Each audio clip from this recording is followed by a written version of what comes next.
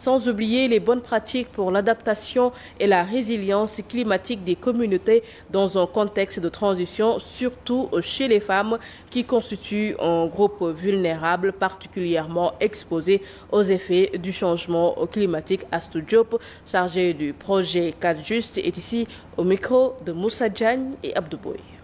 Et on est à la phase 2 de ce partenariat qui concernait surtout le genre et la transition énergétique. Et c'est dans ce cadre qu'un manuel a été produit par l'antenne Saint-Louis de publier ce que vous payez. Et à travers ce manuel, ils ont essayé de montrer comment les femmes sont spécifiquement, différemment impactées par les changements climatiques. Et ils ont aussi émis des recommandations sur comment essayer de corriger cela et comment les autorités publiques pourraient prendre en compte les besoins spécifiques des femmes dans leur politique énergétique, notamment en ce qui concerne le plan de transition énergétique. Mais plus mettre l'accent sur les énergies propres, à savoir les énergies renouvelables, parce que vous le savez, le Sénégal a signé le GETP d'un montant de 2,5 milliards de dollars.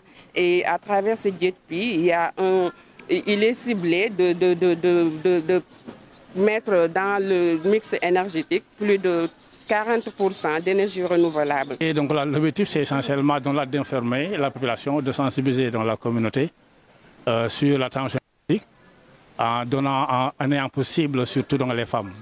Parce que la thématique même du projet, c'est sur la transition énergétique et le genre, les défis, les enjeux.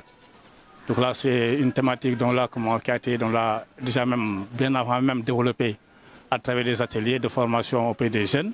On a donc des cohortes de jeunes, deux cohortes de jeunes formés.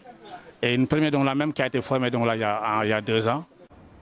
Je vous l'annonçais en titre, pour lutter contre les effondrements et les vieillissements précoces des bâtiments au Sénégal, l'État a renforcé les missions du laboratoire national de référence. Ces missions sont entre autres l'homologation des matériaux et la mise en place de laboratoires agréés pour s'assurer que le matériel utilisé dans la construction de bâtiments soit de bonne qualité.